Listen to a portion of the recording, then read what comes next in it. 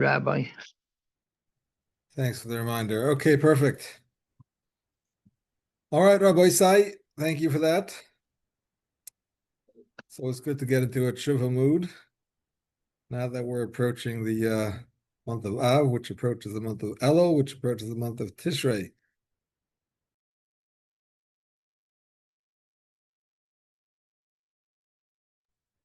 So the topic of today's class is the daily tamid, which is the daily sacrifice. Now, many of us don't really think about sacrifices much. In fact, if you would maybe take a picture or a video of somebody sacrificing a bull or a sheep or a lamb or a goat or even a dove or a pigeon, slaughtering it, skinning it, cutting it up, burning it on the altar, sprinkling the blood, you might, kind of say, well, this isn't our religion. Maybe it's somebody else's, but it's not ours. So we're kind of out of the loop. We haven't done that in a few thousand years. But nevertheless, we still believe in it. We still have rituals that are associated with it. For example, we daven every day, and our davening is basically patterned after the schedule of the sacrifices. The morning prayers times mirror the morning sacrifice.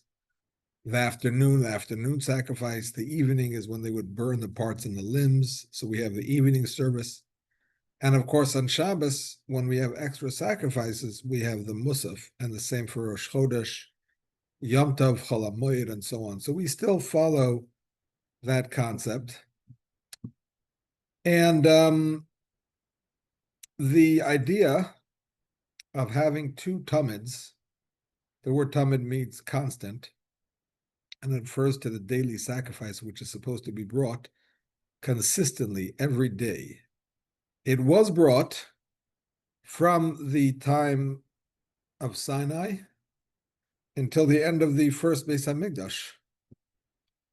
And then it was resumed when they built the second one, or even before they built it, once they had the Mizbeach up. It was resumed until before the destruction, when they were paying the Romans, or some say it was the Greeks, and it was even before that, to provide them with the goats or the sheep. And at some point, instead of sending them a animal for a sacrifice, they sent them a pig. But other than that, for more than 1,000 years, there were sacrifices going on every day, twice a day at the very least. So we no longer have that, but it is noteworthy that the code of Jewish law, which we follow every day, there's actually 4 sections in the code of Jewish law. And the first, which teaches us how to live on a daily basis, is called Orach Chaim, the path of life. And the way it starts, at least towards the beginning, is the words Shivisi Hashem lenegdi samid. I place Hashem in front of me always. And here, I'm going to put it in the chat. Shivisi Hashem lenegdi samid. I place Hashem in front of me always.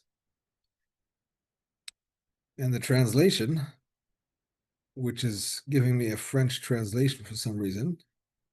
Know who had that idea? But anyway, translations. And we don't want French. There we are, English. I placed Hashem before me always. That is how the Shulchan Aruch starts. So it uses the word tamid constantly. And then the way the Shulchan Aruch ends if you look at the very last section of the laws of Orach Chaim, of daily living, it's about the laws of Purim Katan, which is Purim on a leap year in the first month of Adar, where there's a question if there's something to celebrate at all, because it's not really Purim. So the Ramah, who is the author of the Ashkenazi glosses on the Shulchan Aruch, he says that even though there's a question if you should celebrate it or not, nevertheless, it's good to have a bit of an extra feast on that day. And he finishes it off with the verse, V'toiv leiv mishta tamid. A good-hearted person has a continual feast. So he uses the word tamid as well, continual. So the speech writers say, or the speech sayers say, or maybe it's the rabbis in general say, that these two tamids, these two continual mitzvahs, replace the two daily tamids, which are the sacrifices. One is Shivisa Hashem Negdi Samad, I place Hashem in front of me always. And one is V'toiv leiv mishta tamid, a person with a good heart is always feasting, meaning to say, the mitzvah of always being upbeat, positive, in a happy mood, and so on. Okay, that was just a little intro to the. Did everybody get that, or did I just send it to Ezra? Oh, that was Ezra saying he has an emergency, must leave. Okay, fine. Okay, so now let's get down to brass tacks and discuss the verses that I sent out in the email not long ago. So in this Torah portion, after reading about Pinchas's reward for killing Zimri and Cosby and stopping the plague, he becomes a Kohen. He is told that he's to take vengeance from the Midianites by going to war against them. There is a command to count the Jewish people. They count the Jewish people, and Moshe Rabbeinu asks, sorry, the daughters of Slavchad come forward. They want an inheritance. They're given an inheritance. Moshe Rabbeinu asks that Hashem appoint somebody to take his place. Hashem tells him to appoint Yehoshua. And then we come to the sacrifices. The sacrifices in this parsha are not the private sacrifices that we discuss in the Torah portion of Leviticus, in the beginning of the book of Leviticus. Susan, I'll get to you in a moment. But rather, it's the communal sacrifices brought by the community, paid for by the community. And it starts with the Tamid, the daily sacrifice that I just spoke about. Then it talks about the Shabbos sacrifice, which is why we daven Musaf on Shabbos, corresponding to that sacrifice. The Rosh Chodesh sacrifice, which is why we daven Musaf on Rosh Chodesh, corresponding to that sacrifice. And then the sacrifice of every single day of Yom Tov, starting with Pesach, going on to Shavuos, Rosh Hashanah, Yom Kippur, Sukkot, and finally Shmini Atzeres, all of the sacrifices of all of those days, and telling us the details. That's why we have special services and prayers on all of those days. Susan, yes? I've never understood how they counted how many Jewish people there were. Exactly how was that done? With pebbles? With No. sticks? Half shekels. Okay. In other words, they... Half shekel. Everybody gave a half shekel coin. This is actually a 10 shekel coin. I'm getting it ready because I'm going to Israel on August 18th for my daughter's wedding, so I'm getting my shekels ready. Anyway, so they took a half shekel coin and they put it in a box, and they were counted according to their tribe. So each tribe had a different counting station, and the head of the tribe was there making sure that the people putting the coins in the box were members of that tribe.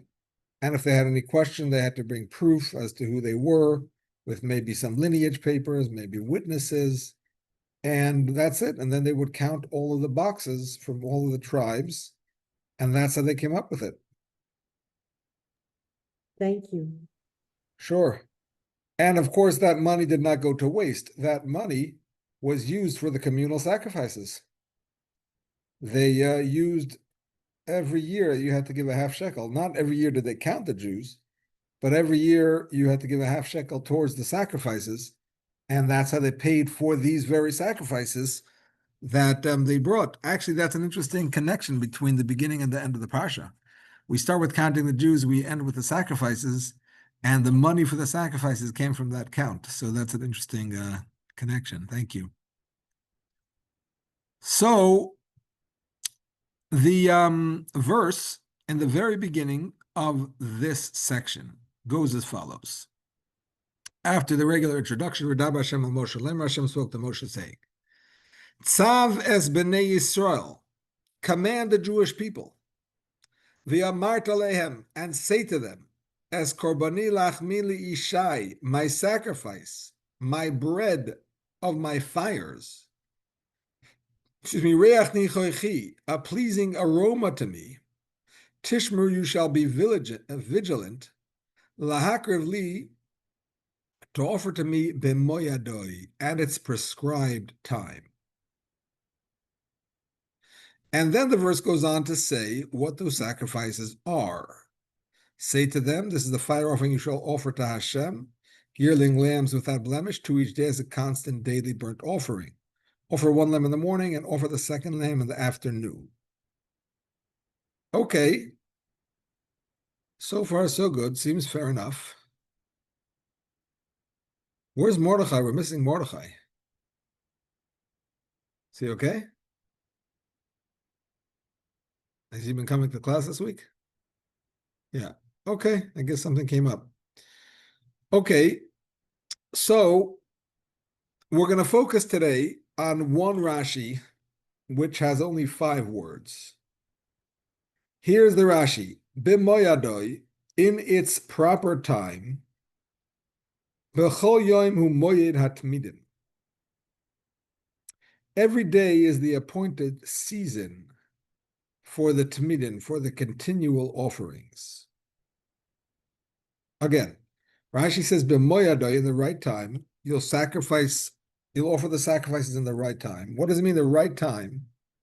Rashi says, b'chol yom, every day, u'moyed hatmidim, is the right time, is the time for the tamid sacrifice. What exactly does Rashi teach us with that? I mean, obviously, we know that every day is the day for the sacrifice. That's what the verse is about to say. In the very next verse, like I quoted above, this is the fire offering you shall offer, 2 each day, constant burnt offering, 1 in the morning, 2nd in the afternoon. Well, if you're bringing twice a day, obviously every day is the time. What is added? What did we not understand that we now understand when Rashi says every day is the appointed time for this sacrifice? That's exactly what the Torah says right here and right now. Is there a hand up? Oh, that was Susan from before. Okay. Another question? You have another question? Go ahead. The question is, every day that the men daven, twice a day, they are making the sacrifice. Exactly.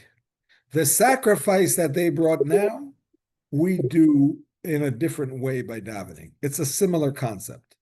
Because the idea of the sacrifice is to take your animal and bring it to Hashem. Well, my friends, I have news for you. We all have little animals inside of us. We have an animal that pulls us in this direction and that direction, and sometimes it's like a lamb, a sheep, a goat. Sometimes it's like a bear, and it just charges ahead. It's got all these different split personalities, and we have to take our animal and bring it close to Hashem through our davening. So yes, our daily prayers do correspond to those sacrifices 100%. It's actually more difficult to sacrifice your inner animal than to sacrifice your cow. Your cow, big deal. I mean, it's expensive. It's a big deal. But that inner animal, that's much harder to overcome. But it's a lifetime of work, my friends. So here we go. So one explanation of what Rashi is teaching us when he says every day is the fixed time for the Tamid is to tell you an important halacha.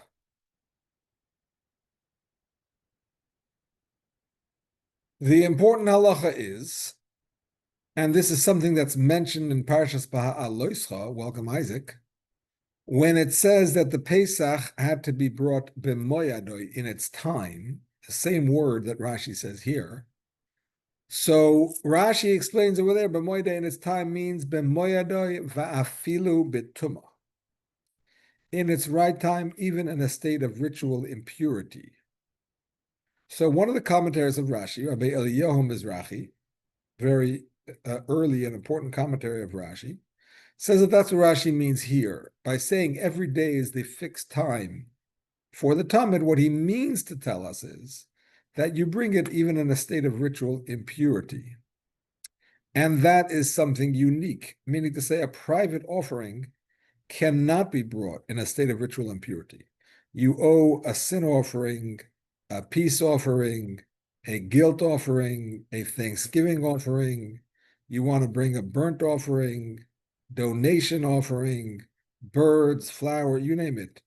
If you are not ritually pure, the Kohen is not ritually pure, or the utensils are not ritually pure, you can bring those things.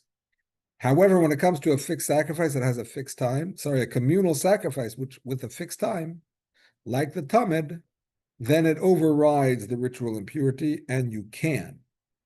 And that's what he says Rashi means when he says it has the fixed time. Every day is the fixed time. Since it's the fixed time, therefore you can bring it even in a state of ritual impurity. However, this is not the simple reading of Rashi. If Rashi would want to tell you that you can bring it in a state of ritual impurity, he could have told it to us in far fewer words than 5. Here we have 5 words we're dealing with. Bechol, Yoim, Hu, Moyed Hatmimim. Hatmidim, sorry. Every day is the fixed time for the Tamidim. If Rashi wanted to tell you that you could bring it in a state of ritual impurity, he could have taken it down to 2 words and had greater clarity. He could have just said, afilu betuma, even in a state of ritual impurity. That's it. So, therefore, that does not seem to be what Rashi is getting at.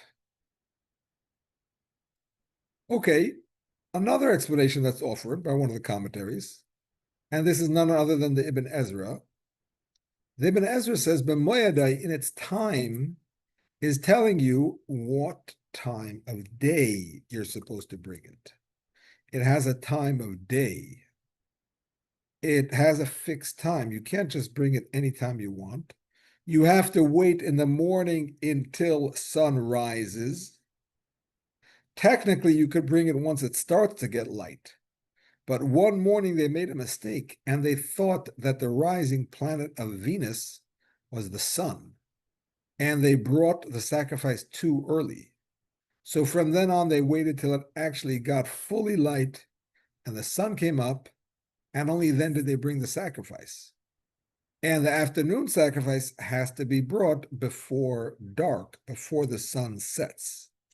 And that's what the word b'moado is teaching you in its time, meaning to say the right time of day. However, that's not what Rashi says, because Rashi understands that b'moado is not telling you what time of day. It's talking about the day. B'moado means in its time. What is the actual time? Not the details about that time. The time of day, not before this, not after that. No. It's telling you what is the actual day. So that's why Rashi does not say that interpretation. But we are left without understanding what Rashi is telling us when he says, Kol Yom HaMoed HaTmimim, every day is the fixed time for the Tmidin, for the daily sacrifice. Okay, my friends, now I'm going to need you to halt cup. Halt cup is a Yiddish expression for Pay close attention in order to understand. So there are three verses that teach us that a sacrifice that is associated with a certain day cannot be brought on a different day.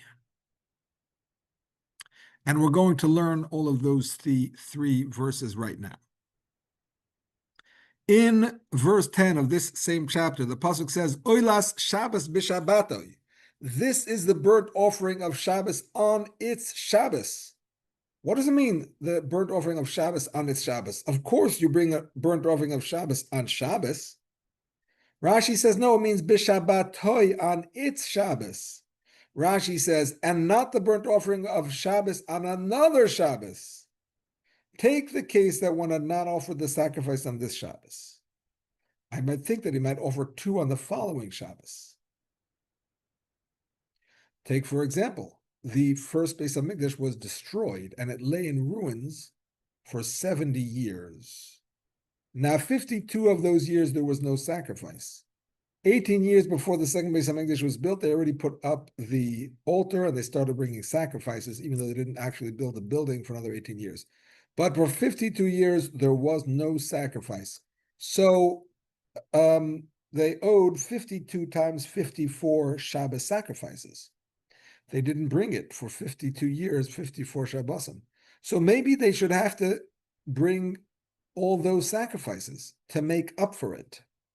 That's why the pasuk says, Oilas Shabbos b'Shabbatoi. No, you must bring the oila, the burnt offering of Shabbos, on its Shabbos. Continuing in the Rashi, however, it states on its Shabbos, showing that if its day, the Shabbos on which have been brought, be past its day, that Shabbos offerings is canceled. Okay, so far so good, yes? Shabbos sacrifice only on that Shabbos, not on the next Shabbos. What about Rosh Chodesh? Verse 14. Olas Chodesh bechodsho. This is the burnt offering of each Rosh Chodesh on its Rosh Chodesh. Why does it say it's Rosh Chodesh? Obviously, if it's a Rosh Chodesh sacrifice, you're bringing it on Rosh Chodesh. Rashi says, so that if its day is past, its offering is canceled. There is no supplementary period for it. In Hebrew, we say, avar zmano batel korbano. That's an expression they use in modern Hebrew as well, but it originates in this Rashi and in the Gemara that Rashi is based on. Avar zmano, if the time passed, batel korbano, the sacrifice is done. Can't bring it later. Following that, we have Yontif. What about Yontif? And that we don't have in this week's Parsha, but we have it in Leviticus 23:37, Parshas Emor. It says, I didn't quote the whole verse, but it says, Eila Mayad Hashem Asher Tikro Isam. Sorry. Here it is. Go back to the source with translation. 23:37. So here it is. I got to read the Hebrew to remember it. Ela moyade Hashem asher tikru oisam mikroi kodesh. These are the appointed days of Hashem that you will call holy. Lahakavishal Hashem, to bring a burnt offering to Hashem. Oilo mincha, burnt offering and meal offering. Zevach unesachim, sacrifices and wine libations. Here's the key word. Devar yoim beyoimoi. Each on its assigned day. Says Rashi,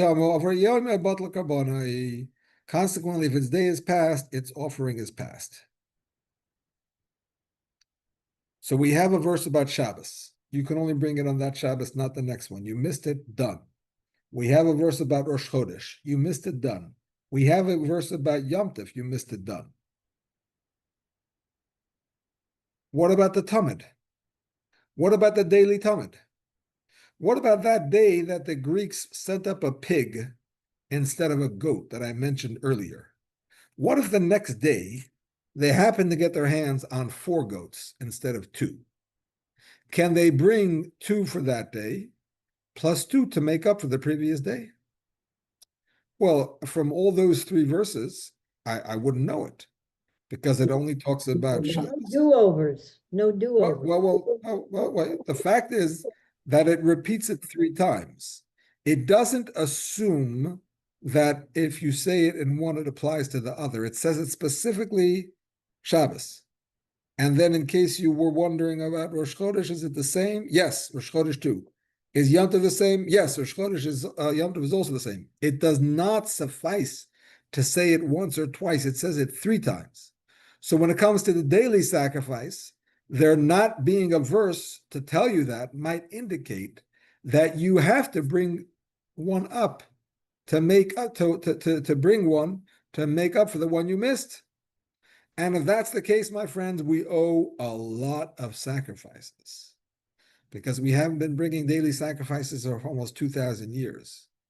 And perhaps that's what Rashi is alluding to when he says the 5 words that we're talking about. B'chol yom hu moyed hatmidim. Every day is the fixed day for the daily sacrifices. Every day is the fixed day for the sacrifices. That's the day. It's not just a constant mitzvah, bring sacrifices twice a day. No. It's a mitzvah that's associated with that day. On Wednesday, the 20th day of Tammuz, 5,785, you must bring the sacrifice of the 27th of Tammuz. 20th of Tammuz, 5,785. That's the sacrifice of the day. So if you missed it, and now it's the 21st of Tammuz, no, you can't bring it anymore, because that day has passed. Just like Shabbos has passed, just like Rosh Chodesh has passed, and the holiday has passed, if you associate this sacrifice with the day, well, then the day has passed, and you cannot bring it on the next day. Sounds good?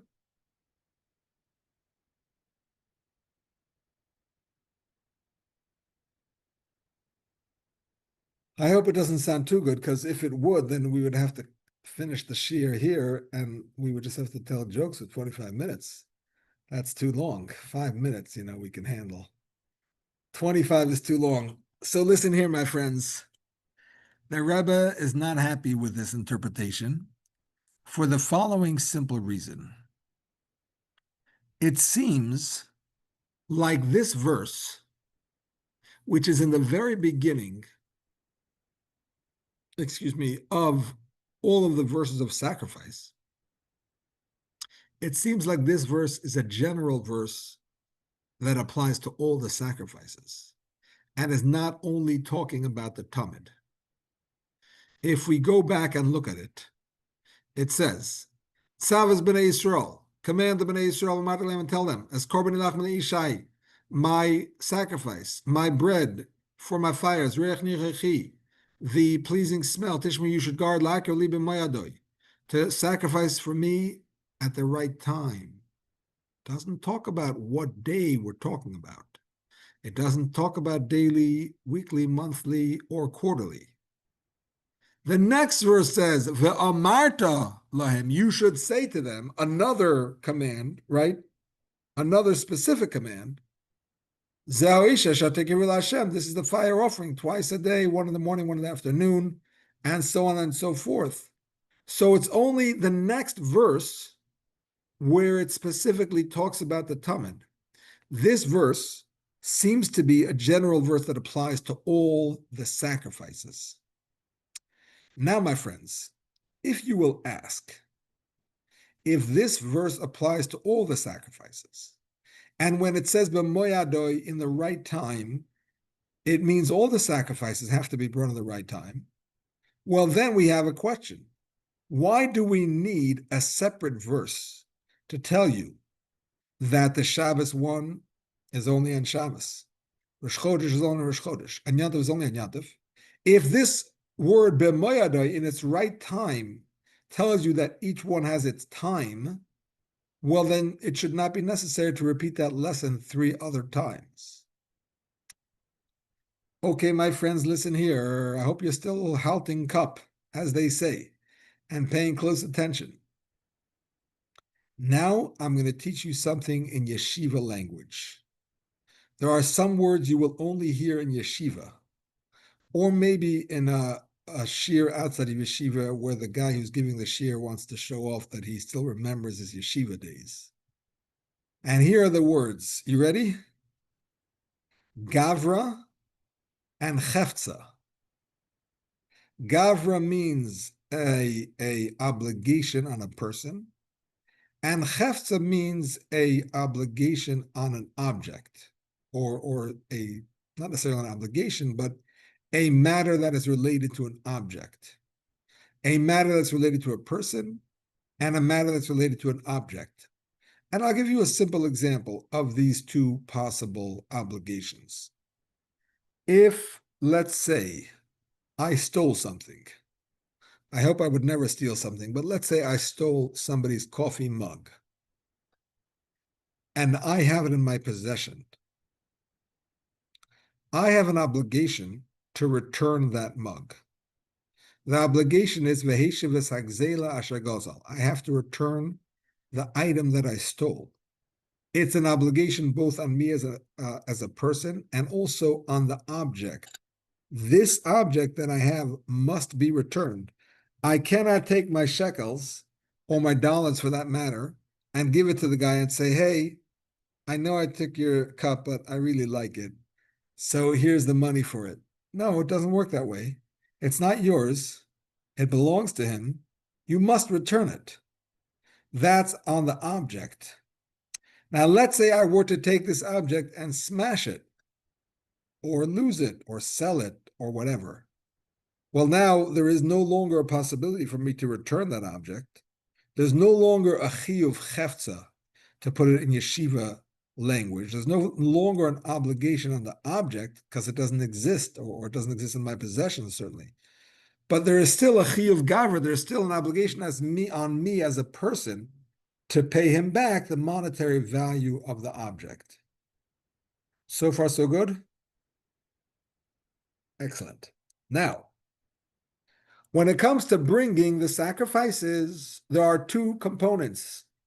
There's the obligation upon me to bring the sacrifice on a daily basis, on a Shabbos basis, Rosh Chodesh and holidays.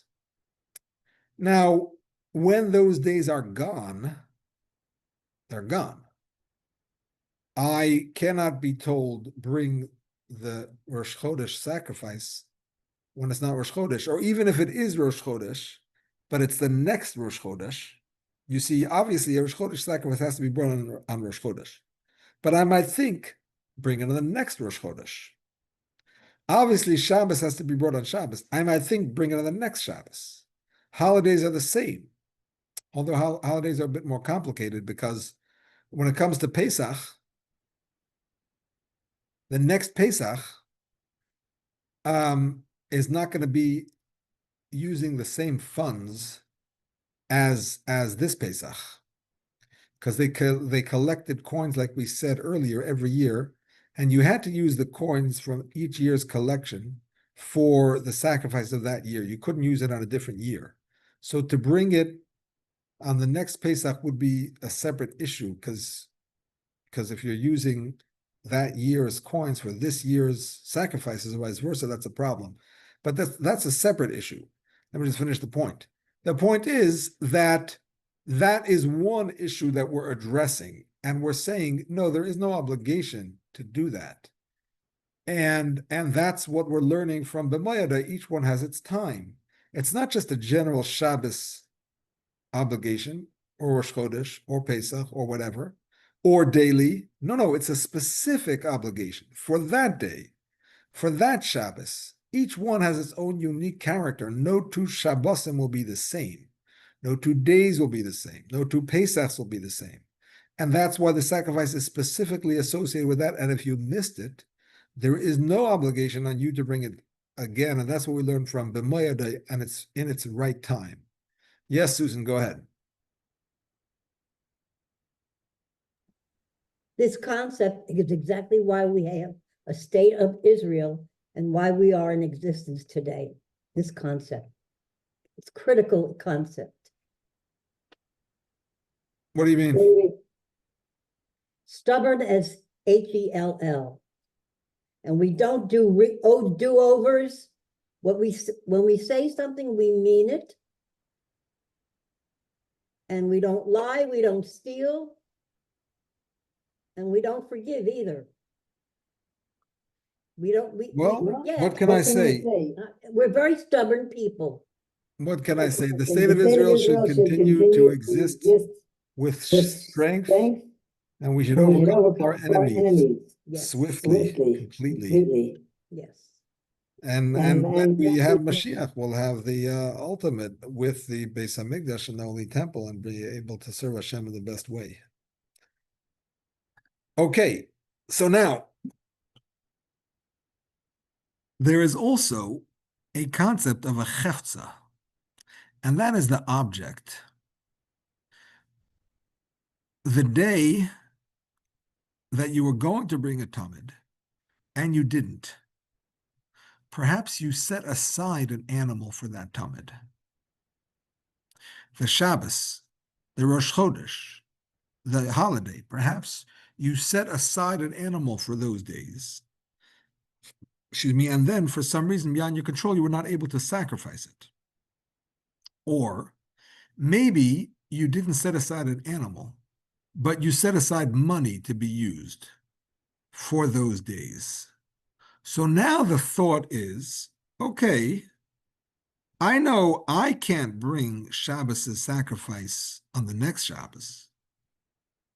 I can't bring Rosh Chodesh on the next Rosh Chodesh. However, this physical animal, it has to be brought.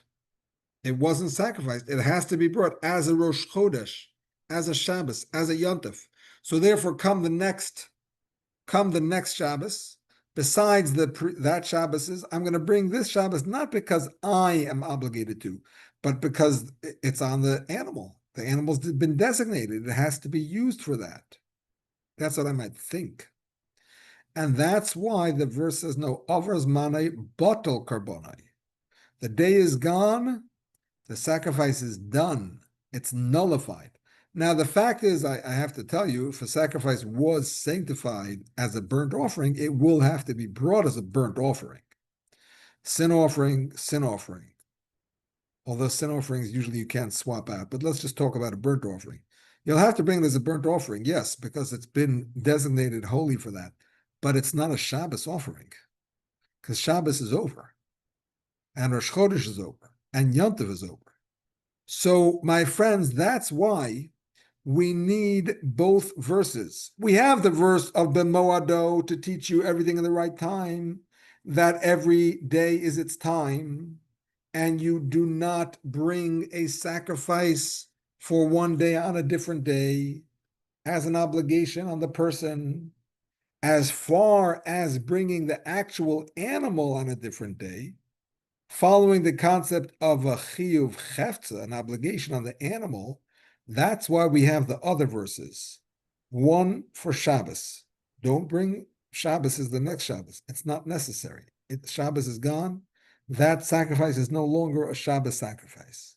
The same thing with Rosh Chodesh, and the same thing with the Yom Tov. However, my friends, when it comes to the tamid, the daily tamid, there is no verse teaching this to us.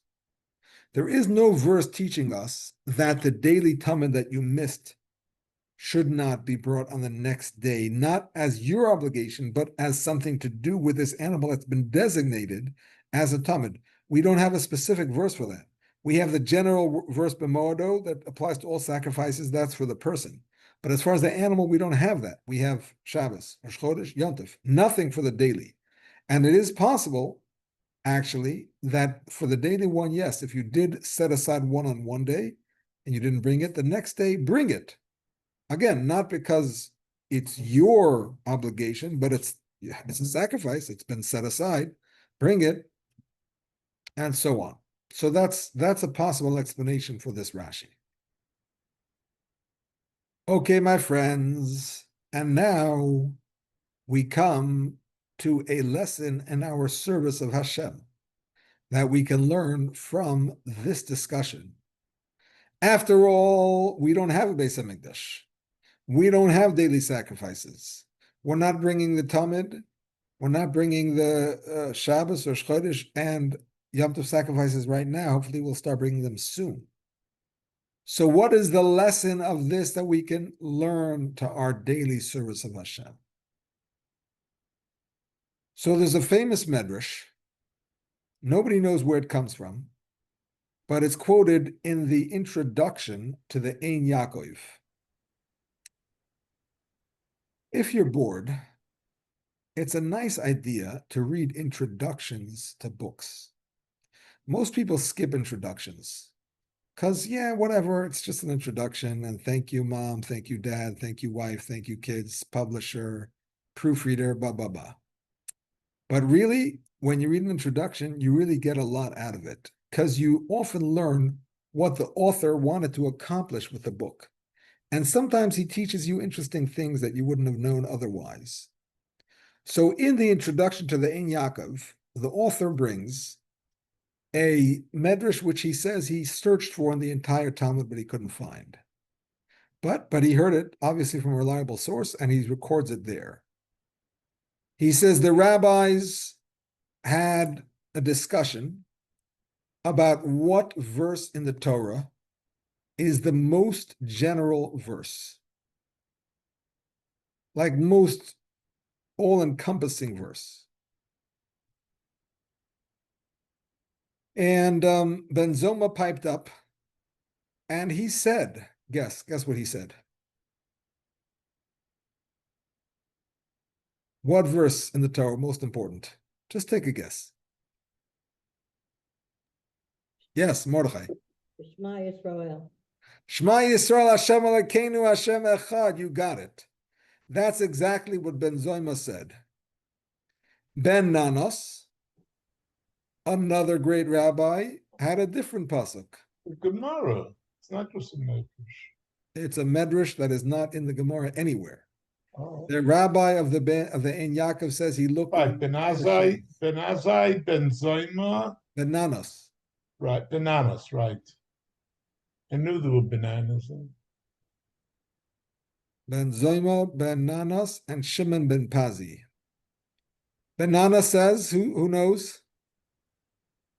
But the first one was Shema Yisrael. The second one was V'ahavta l'reacha kamaycha. Exactly. V'ahavta l'reacha kamaycha. Love your fellow as yourself.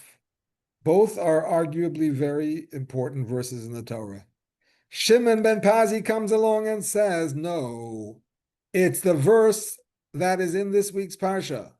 Es hakeves ha'echad tasa v'aboiker, ves hakeves ha'sheni tasa ben arboim. Bring one lamb in the morning and one lamb in the evening. Consistency. Exactly. What's so important about this pasuk? Shema Yisrael, wow, your mamish dancing in holiness. Hashem is one. There's only one Hashem. There's nothing outside of Hashem. Everything that happens is from Hashem. The Yahavta l'reacha kamaycha, love your fellow Jew. That's so important because based on that, you visit the sick, you bury the dead, you lend money, you do everything. So many mitzvahs. It's like foundational. Well, the first one is vertical Judaism, and the second one is horizontal. Okay, I accept. But here the third one seems very mundane. One lamb in the morning, one lamb in the evening, whatever. It's one of those verses you kind of just skim over it. Shimon ben Pazi says this is the most important verse in the Torah. And the reason for that is what shows your deepest connection to Hashem? How do you show your deepest connection to Hashem? Is it in the moments of ecstasy, when you're standing at Ne'ilah and you're fasting and you're dressed in white and you're at the high point saying Hashem Hu Elokim, the ark is open, and you're screaming out to Hashem, I believe in you, like the highest spiritual point of the year? Is that how you express your true devotion to Hashem? Is it when somebody asks you for a huge favor and it's really beyond your ability, but you push yourself, you love your fellow Jew as yourself, you do it just like you would want somebody to do it for you, you do it for them? Or is the biggest expression of your devotion to Hashem the way you say a bracha on a glass of water? The way you daven the afternoon prayer on a random Wednesday in the month of Tammuz? The way you treat your wife just on a regular morning, the way you speak to her and so on, or your husband for that matter? So that is what Shimon ben Pazi is saying. A person truly devoted to Hashem, that devotion is expressed in the small matters, not so much in the big matters, because the big matters, they come and they go. They flare up and they can flare down. But a person who maintains consistency, that shows that his devotion to Hashem is something he can't get away from. It's baked into his bones. It's who he truly is. Now, how am I connecting that to this talk of the Rebbe? So the Rebbe explains the difference between the daily sacrifice and the special sacrifices of the special days. So the the special sacrifices are connected with the unique energies of those days. Shabbos has a unique energy. Rosh Chodesh, Pesach, Shavuos, Sukkot, Rosh Hashanah, Yom Kippur, all of them have unique energies. And those have highs and lows. But the daily sacrifice is connected not so much with the unique energy of that day, although it is too, I'll get back to that, but it's more about the constant connection that Hashem has to this world. Hashem is constantly present in this world. He's creating the world all the time. I'm aware of his presence all the time. Like we said, is how Shulchan Aruch starts. Shivisi Hashem the Negdi Summit. I place Hashem in front of me all the time. And therefore, I have a daily sacrifice expressing that consistent connection to Hashem. But the point here is, you might think that the daily expression of devotion to Hashem, it's so deep because it's an expression of Hashem's consistency. You might think that it hovers. It's just a revelation that exists in this world, but it's not brought into the world. You can't feel it inside yourself. It's more just a concept. And that's why it says, B'moyadoi, b'chol yoim hu moyed hatmidin. And the point of that is that this concept of constant devotion to Hashem is b'chol yoim, has to be felt in your day. It has to be part of your day. It has to be part of who you are. It's not just a kind of airy-fairy theory that we talk about and we think about, but we don't make it actual. It has to be kol yom. It has to be brought into your day. And the Rebbe connects this, interestingly, to the Holy of Holies. It's a time of year we're all thinking about the Beis HaMikdash, the time leading up, unfortunately, to the day of the destruction of the Beis HaMikdash. So it's a time to remember that and daven that it should come back. So in the Holy of Holies, when you measured it, it measured 20 by 20. Now, in the middle was the Holy Ark. And when you measured the room with the Holy Ark, it was 20. But without the Holy Ark, it was also 20, meaning to say, if you measured it on both sides, it was 10 and 10. And if you measured it from wall to wall, where the Ark was not standing, it was 20. And the Ark itself was 2.5. So how does that work? So what it means is that it was a revelation of beyond nature within nature. That means it had a measurement. It was 2.5. It measured something. But at the same time, it did not take up space. It's like two opposites. So the idea of the consistent devotion to Hashem, which comes from a very deep place, coming down into our daily lives and being expressed in the daily way we serve him, is very deep, because it's something that's really beyond the world, the consistency of Hashem, but being expressed in this world in a limited and finite way. Yes, Susan, go ahead. Okay, in the next class, I want you to explain to me how I can how I can teach that this is a revelation beyond nature to a child. How can I teach that to a child? Are you talking about the holy ark, or are you talking about the daily sacrifice? I'm talking about everything. How can I teach a child that so much is important and you have to be genuine in your inside and your outside? They have to match. And you have to always love God and do what he says. The simple answer to that, because when it comes to children, everything has to be simple. The simple answer to that is there's nothing you can say that's going to teach it to the child. It's only what you do. If you can express your devotion to Hashem in a consistent basis, which is what we're talking about. We're talking about a deep connection to Hashem, and that is shown by the fact that you're constantly doing it, but you bring it into your life in a real way, so you're actually living it. So you're being a living example of what we're talking about, of a devotion that's beyond nature, being expressed within nature, within this world. There was a rabbi, he wasn't a rabbi, he was a young rabbinic student who was visiting the yeshiva of Radin, which is where the Chafetz Chaim lived, the author of the Mishnah Berurah and the Chafetz Chaim, many important books. Anyway, he came to the yeshiva. It was not yet morning. It was still dark. And he took out a sefer and he started to learn. And then an old man came and he said brachas. He said the daily prayers, but he said them very slowly and very sweetly. And then he started to clean up the books. He started to, put them back on the shelf. And the young man thought that this was the attendant of the shul, what we call a shamus, the shul attendant.